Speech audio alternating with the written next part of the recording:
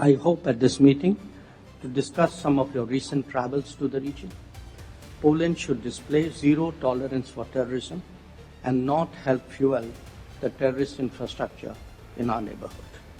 While doing so, I have also repeatedly underlined that the selective targeting of India is both unfair and unjustified. Bharat Poland की बैठक का एक video सामने आया है। यह बैठक भारत के विदेश मंत्री एस जयशंकर और पोलैंड के डिप्टी पीएम और विदेश मंत्री रादोस्लाव सिकोर्स्की के बीच हो रही है। लेकिन इस बैठक में जयशंकर का ऐसा गुस्सा फूटा है कि इसका वीडियो अब वायरल होने लगा है। पोलैंड के डिप्टी पीएम से साफ तौर पर नाराजगी जाहिर करते हुए जयशंकर का ये वीडियो आप सुन सकते हैं, देख सकते हैं, जहां वो पोलैंड को पाकिस्तान के साथ यारी बढ़ाने पर अपनी नाराजगी जाहिर कर रहे हैं। इतना ही नहीं, जयशंकर आगे यूरोप के दोहरे मापदंड को लेकर भी सवाल खड़ा करते हैं और कहते हैं कि भारत के खिलाफ लगाए जा रहे टैरिफ पूरी तरह से गलत और अनुचित हैं। Deputy Prime Minister, you are no stranger to our region and are more than familiar with the long-standing challenges of cross-border terrorism. I hope at this meeting to discuss some of your recent travels to the region. Poland should display zero tolerance for terrorism and not help fuel the terrorist infrastructure in our neighborhood. Once again, a warm welcome and I request you for your opening remarks. In recent past, both in New York last September and in Paris this January, I have candidly shared our views on the Ukraine conflict and its implications. While doing so, I have also repeatedly underlined that the selective targeting of India is both unfair and unjustified. I do so again today.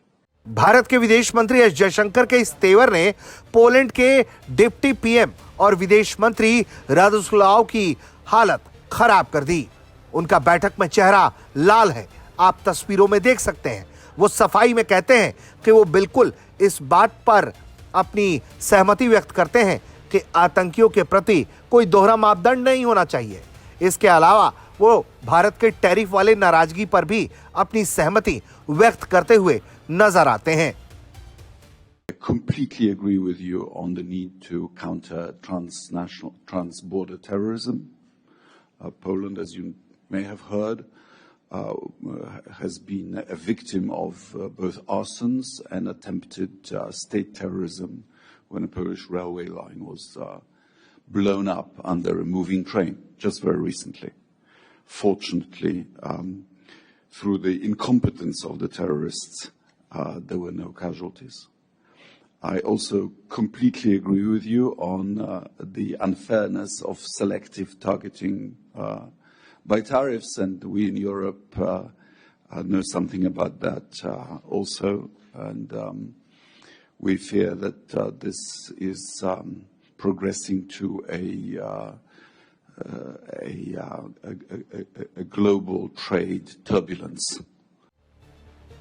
लेकिन ऐसा लगता है कि इतने के बाद भी जयशंकर का गुस्सा ठंडा नहीं पड़ता, क्योंकि जैसे ही पोलैंड के डिप्टी पीएम का ओपनिंग रिमार्क खत्म होता है, वैसे ही जयशंकर ये बोल पड़ते हैं कि सेलेक्टिव टारगेटिंग सिर्फ टैरिफ तक सीमित नहीं है। मुझे लगता है कि सेलेक्टिव टारगेटिंग दूसरे तरीके से भी हो रहे हैं। ये कहते हुए जयशंकर का आप चेहरा देखिए कि वो कैसे गुस्से में तमतमाए हुए दिखाई पड़ रहे हैं। While doing so, I have also repeatedly underlined that the selective targeting of India is both unfair and unjustified. I do so again today.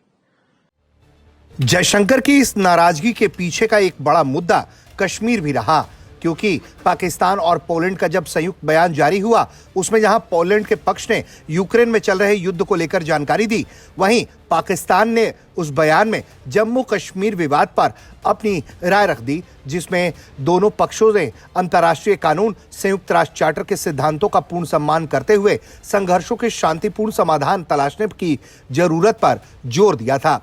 इसी को लेकर अब ये गुस्सा जयशंकर का साफ तौर पर दिखाई भी पड़ा। दरअसल पोलैंड हाल के दिनों में पाकिस्तान के साथ अपने संबंध लगातार मजबूत करता जा रहा है। बीते साल दिसंबर के महीने में पोलैंड के डिप्टी पीएम ने पाकिस्तान का दौरा किया था और पाकिस्तान के साथ व्यापार, निवेश, ऊर्जा, रक्षा, शिक्षा और आतंकवाद विरोधी क्षेत्रों में सहयोग बढ़ाने पर ध्यान केंद्रित किया था।